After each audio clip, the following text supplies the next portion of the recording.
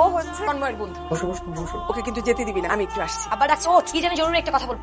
কি ব্যাপার, সবাই ভেবে বসে থেকে ডাকাইছো? সিরিয়াস কিছু হয়েছে? মেয়েটিকে কোন মেয়ে? কালকে তুমি যাকে বাসায় এনেছিলে বললাম না, বিথি, সাথে তো পরিচয় করে দিলাম। আমরা যখন আশুগঞ্জ কলোনিতে ছিলাম ওইখানে পরিচয়।